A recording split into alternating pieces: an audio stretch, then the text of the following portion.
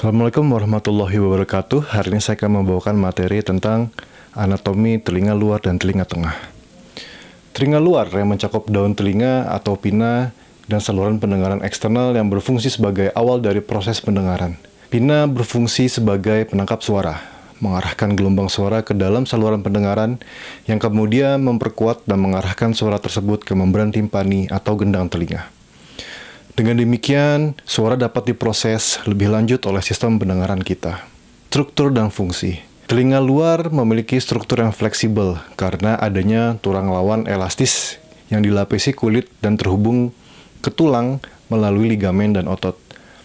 Kulit pada bagian luar telinga atau pinna memiliki banyak kelenjar sebaceus yang berfungsi melindungi telinga dari kekeringan dan kerusakan. Sementara itu, saluran pendengaran eksternal memiliki kelenjar khusus yang memproduksi lilin telinga atau cerumen untuk mencegah masuknya benda asing seperti serangga dan debu ke dalam telinga. Dengan demikian, telinga terlindungi dari potensi kerusakan dan infeksi.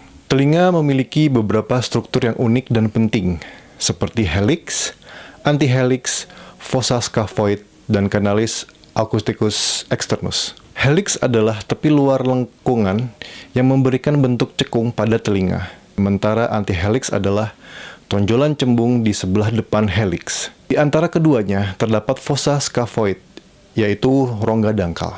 Canalis acousticus externus adalah bagian yang menandai awal dari saluran pendengaran luar, yang berlanjut ke dalam tengkorak sehingga mencapai gendang telinga atau membran timpani. Saat melakukan pemeriksaan telinga dengan otoskopi, penting untuk menarik pinna ke arah posterior dan ke superior agar pandangan ke dalam saluran canalis acousticus externus menjadi lebih jelas. Di depan saluran pendengaran terdapat ragus, yaitu tonjolan cartilagineusa, sementara di bagian inferior telinga terdapat lobulus atau cuping telinga yang terdiri dari jaringan ikat tanpa tulang rawan. Struktur ini semuanya berkontribusi pada bentuk dan fungsi telinga. Telinga berada di kedua sisi kepala secara simetris, memungkinkan otak untuk menentukan arah dan jarak suara dengan lebih akurat melalui proses yang disebut lokalisasi suara binaural.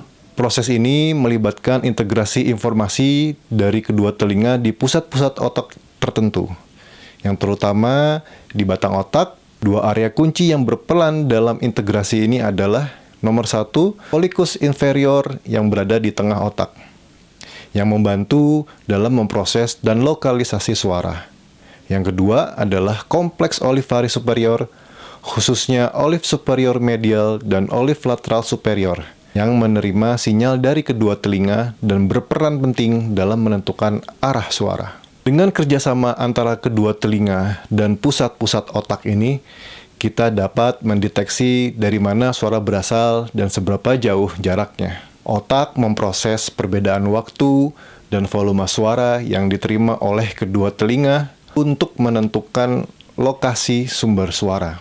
Dua faktor utama yang digunakan adalah perbedaan waktu interaural atau interaural time difference dan perbedaan tingkat interaural atau interaural level difference. Interaural time difference mengacu pada perbedaan waktu antara suara yang diterima oleh kedua telinga.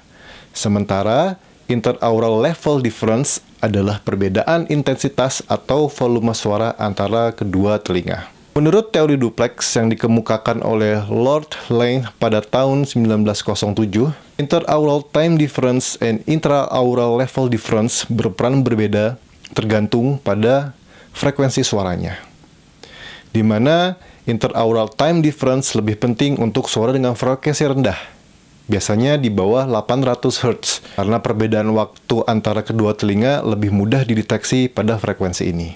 Yang kedua, interaural level difference lebih berperan pada frekuensi tinggi, di mana di atas 1600 Hz, karena perbedaan intensitas suara lebih mudah dikenali pada frekuensi ini. Teori ini menjelaskan bagaimana otak menggunakan perbedaan waktu dan intensitas suara untuk menentukan arah suara di bidang horizontal, tapi tidak sepenuhnya menjelaskan lokalisasi suara dalam dimensi lain, seperti suara yang datang dari atas atau dari bawah. Dengan demikian, teori ini memberikan pemahaman dasar tentang bagaimana kita mendeteksi lokasi suara di sekitar kita. Bentuk dan struktur unik dari pinna atau daun telinga itu diyakini berperan penting dalam membantu kita menentukan arah suara, terutama dalam membedakan suara yang datang dari depan atau belakang. Pinna memantulkan dan mengarahkan gelombang suara ke membran timpani, menciptakan pola tertentu yang kemudian diproses oleh otak untuk menentukan lokasi suara secara lebih akurat.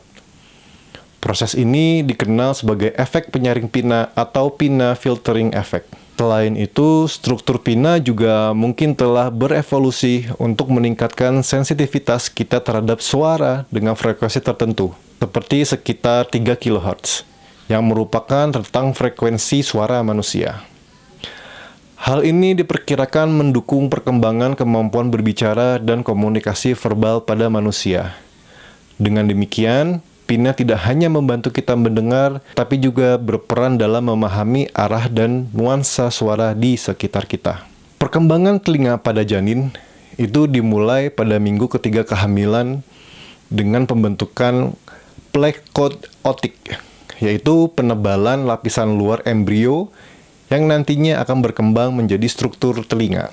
Telinga luar terbentuk dari 2 lengkung faring pertama dan kedua, yang berkembang menjadi 6 tonjolan kecil yang disebut hilok. 3 hilok pertama berasal dari lengkungan faring pertama dan membentuk bagian-bagian seperti tragus, helix, dan simba concha. 3 hilok lainnya berasal dari lengkungan faring kedua dan membentuk concha, antihelix, dan sebagian tragus. Canalis acousticus externus terbentuk dari celah faring pertama yang kemudian berkembang menjadi saluran yang menghubungkan telinga luar dengan membran timpani. Proses ini selesai sekitar minggu ke-18. Selain itu, kelenjar ceruminous yang memproduksi cerumen juga mulai berkembang bersamaan dengan folikel rambut pada usia kehamilan sekitar 5 bulan. Perkembangan ini memastikan bahwa telinga janin siap berfungsi setelah lahir. Suplai darah auricula berasal dari 2 sumber utama yang berawal dari arteri karotis eksterna, yaitu 1. Arteri temporal superficial anterior yang mensuplai darah ke tragus. Yang kedua, arteri auricula posterior yang mensuplai darah ke helix bagian lateral. Kedua arteri ini memastikan bahwa auricula mendapatkan pasokan darah yang memadai untuk fungsi normalnya. Adapun nervus atau persarafan pada telinga ini adalah persarafan sensorik pada telinga luar melibatkan kombinasi saraf kranial dan saraf spinal. Komponen saraf kranial mencakup cabang dari nervus trigeminus, facialis, dan vagus. Sedangkan komponen spinal berasal dari nervus occipital minor dan nervus auricular mayor. Meatus acousticus externus, canalis auditorius externus, serta permukaan lateral membran timpani dipersarafi oleh nervus intermedius, nervus auriculotemporalis, dan ramus auriculis dari nervus vagus. Area concha mendapatkan inervasi dari kombinasi nervus intermedius, ramus auriculis, nervus vagus, dan nervus auricular mayor. Di luar wilayah concha, sebagian besar daun telinga atau pinna disuplai oleh nervus auriculotemporalis dan nervus occipital minor di bagian superior, serta nervus auricular mayor di bagian inferolateral menuju lobus. Sementara itu, persyarafan motorik untuk otot-otot auricula eksternal dipersyarafi oleh cabang-cabang dari nervus facialis. Auricula memiliki otot intrinsik serta otot ekstrinsik yang melekat. Meskipun gerakan telinga manusia terbatas, telinga tetap memiliki sejumlah otot intrinsik. Otot-otot ini tidak memiliki fungsi yang signifikan pada manusia. Sementara itu, otot ekstrinsik telinga terdiri dari otot aurikular superior, auricula anterior, dan aurikular posterior. Sesuai dengan namanya, Ketiganya terletak di sekitar pina dan berfungsi menggerakkan telinga ke arah superior, anterior, dan posterior secara berturut-turut. Otot aurikular superior dan anterior berbentuk seperti kipas dan berasal dari Galea aponeurotica. Di antara ketiganya, aurikular superior adalah yang paling besar dan berinsersi pada tendon yang melekat di bagian superior pina. Otot aurikular anterior merupakan yang paling kecil, dengan jumlah serat yang sedikit dan sering kali sulit dikenali. Otot ini melekat di bagian anterior helix, sementara itu otot aurikular posterior terdiri dari 2 hingga 3 fasikul otot yang berasal dari proses mastoid tulang temporal dan berinsersi di bagian posterior inferior konka. Ukuran telinga cenderung meningkat seiring bertambahnya usia. Hal ini disebabkan oleh pertumbuhan berkelanjutan dari tulang rawan telinga sepanjang hidup seseorang. Sementara lobulus yang menggantung akan memanjang akibat pengaruh dari gravitasi. Bagian luar telinga atau auricula seringkali dihiasi dengan perhiasan, terutama pada bagian lobulus yang tidak mengandung tulang rawan.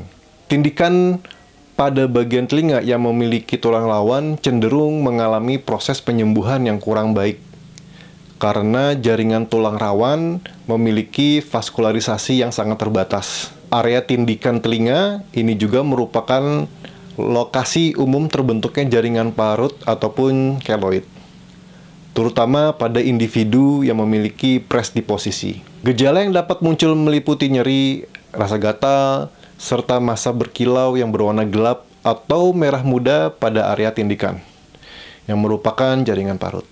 Orang kulit hitam yang diketahui memiliki resiko 15 kali lebih tinggi dibandingkan orang kulit putih dalam perkembangan keloid. Oleh karena itu, individu yang rentan disarankan untuk menghindari tindik tambahan atau trauma kulit lainnya untuk mencegah keloid lebih lanjut.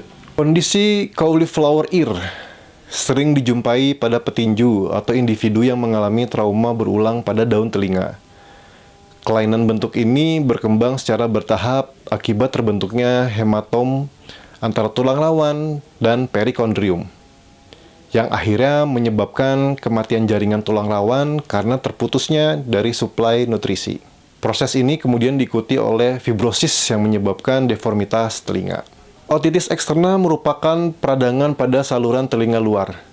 Salah satu penyebab yang dikenal adalah Swimm's ear, yaitu infeksi akibat paparan air yang terkontaminasi. Patogen yang tersering adalah Pseudomonas aeruginosa dan Staphylococcus aureus. Diagnosanya ditegakkan melalui pemeriksaan otoskopi dan menunjukkan eritem dan pembengkakan pada saluran pendengaran.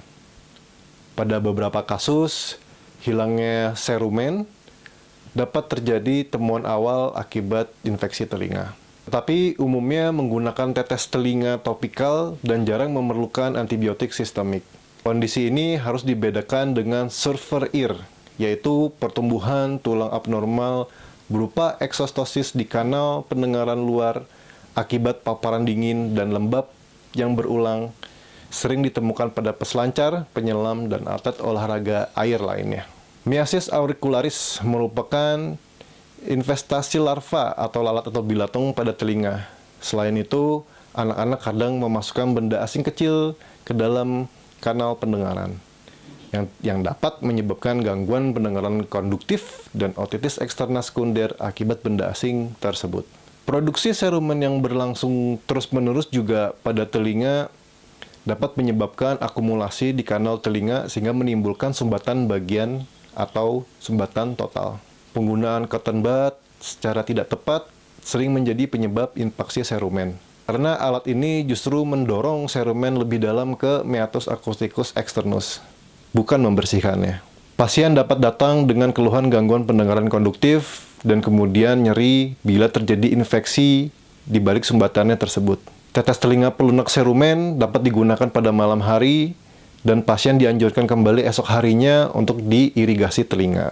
Prosedur pembersihan telinga harus dilakukan dengan hati-hati karena ada persyarafan di nervus vagus yang dapat memicu bradikardi atau refleks batuk. Telinga yang berada di permukaan tubuh yang cukup terbuka menjadikannya rentan terhadap kerusakan akibat paparan sinar matahari.